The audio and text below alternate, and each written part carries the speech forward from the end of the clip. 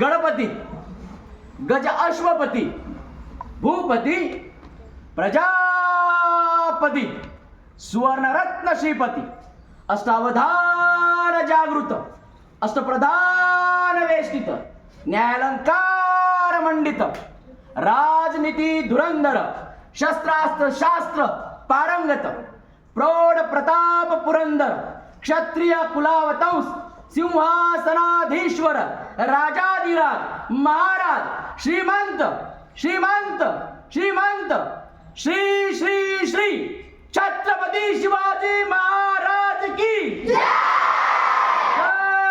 भवानी, जय भवानी, नमः पार्वती पदे.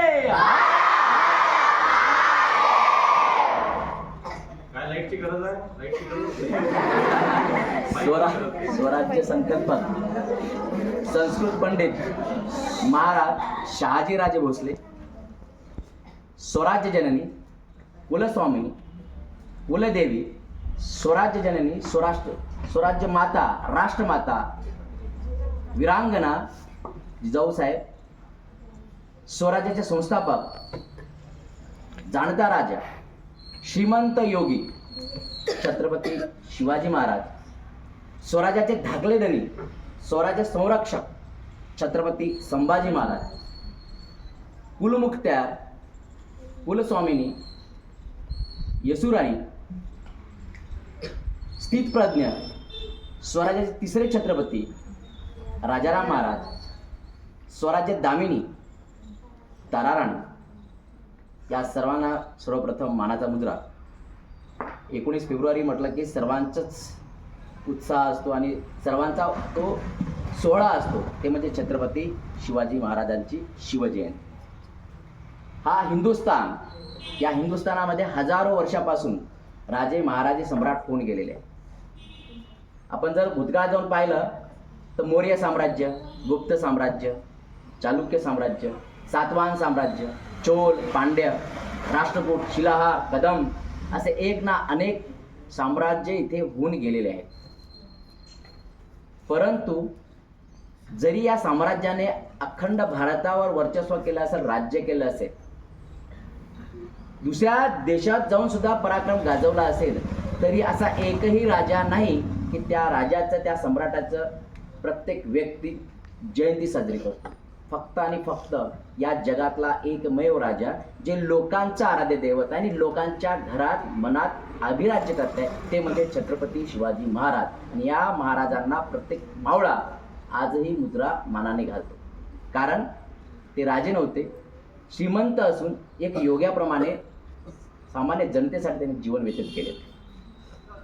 आणि या जगातला एकमेव राजा आहे सध्याच्या स्थितीत जर आपण विचार केला तर, की एकमेव राजा आहे की ज्याचे 12 गड किल्ले या युनेस्कोने वर्ल्ड हेरिटेज साईट म्हणून घोषित केलेले आहे. एकमेव राजा आहे जगातला आणि पहिला राजा आहे. आणि पुन्हा हा राजा होणे नाही असा की त्यांनी अख्ख्या जगाने त्यांची एवढी एक नोंद घ्यावी.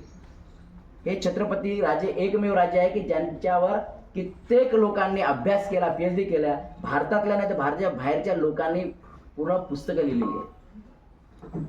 आणि हा एकमेव राजा आहे की प्रत्येक विषयासाठी, प्रत्येक समस्येसाठी एकमेव उत्तर म्हणजे छत्रपती शिवाजी महाराज.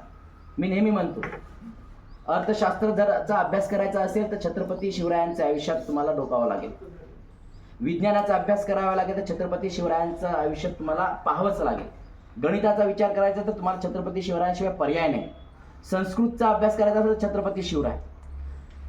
जर ज्योतिषशास्त्र जर पाहायचं असेल तर छत्रपती शिवराय. ज्या माणसाने तळहाताच्या रेषेपेक्षा मनगटावर विश्वास केला आणि स्वराज्य घडवला, असा दुसरा ज्योतिष कोणता आहेच नाही या जगात. म्हणजे 350-400 वर्षापूर्वीचा तो काळ जिथे अंधश्रद्धा फोफावली होती, अशा वेळेस जर एखादा मुलगा आपलं म्हणजे अपत्य जर जन्माला येत आहे आणि जर पालथं जन्माला आलं तर लोक अपशकुन समजायचे. आणि असंच झालं की जे दुसरे चिरंजीव, दुसरे युवराज राजाराम महाराज जन्मले ते पालथे जन्मले. लोकांना खूप दुःख वाटलं की महाराजांना आता बातमी कशी सांगायची. युवराज तर जन्माला आले परंतु ते पालथे जन्माला आले. एक प्रकारचा तो शकुन चांगला नाही, अशुभ आहे तो.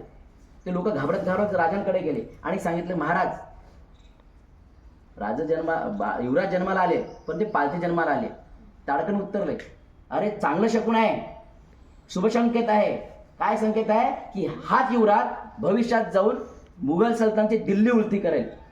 आणि खरोखर ते घडलं. जे आपण म्हणतो ना अटके पार झेंडे लावले त्याची मुहूर्तमेढ राजा राम महाराजांनी केलेली आहे. जो औरंगजेब इथे आला होता 1682ला, तर 1707 मध्ये 25 वर्षे तो झुंजला, लढला आणि शेवटी इथेच त्याला मरावं लागलं. त्याला इथे गाडला ते फक्त आणि फक्त राजाराम महाराजांच्या युक्तीमुळे आणि ताराराणीच्या कर्तबगारीमुळे. म्हणजे एवढी दूरदृष्टी ठेवणारा हा एकमेव राजा. जलसंचन, जलयुक्त शिवार आज आपण पाहतो. तर जलसंवर्धन काय आहे ते छत्रपती शिवरायांनी आपल्याला शिकवलेलं आहे. जंगलाचं महत्त्व काय ते छत्रपती शिवरायांनी शिकवलेलं आहे. युद्धनीती किती कशी आहे ते छत्रपती शिवरायांनी शिकवलेली आहे.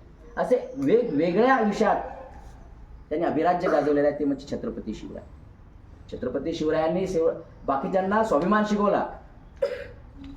आणि एवढंच नाही तर प्रत्येक ज्या स्वराज्यातला मावळा होता त्याला स्वराज्याची चेतना पेटून दिली, म्हणून तो रणांगावर येऊन लढला होता. छत्रपती शिवरायाच्या पहिले जेवढे राजे महाराज झाले त्याचा सेनापती पडला की सैनिक सैरा भैरा होऊन धावत निघून जायचं. कारण त्यांना माहित होतं की सेनापती गेला म्हणजे आपला पगार नाही, आपल्याला कोणी वाचवणार नाही. परंतु स्वराज्यात उलटं घडलं. शेवटचा मावळा असेपर्यंत तो सेनापतीसारखाच लढला. कारण त्याला माहित होतं की माझ्या माघारी माझा राजा आहे, जे माझ्या मुलाबाळाचं, माझ्या पत्नीचं सर्व संगोपन करणार आहे. एवढा विश्वास मावळ्यामध्ये जागृत करणारा म्हणजे महाराज म्हणजे छत्रपती शिवराय. म्हणजे छत्रपती शिवराय आपण म्हणतो ना की बाबा आजकाल खूप मुलांना स्ट्रगल करावं लागते, नर्सरी 3 वर्षाचं जावं लागते. छत्रपती शिवराय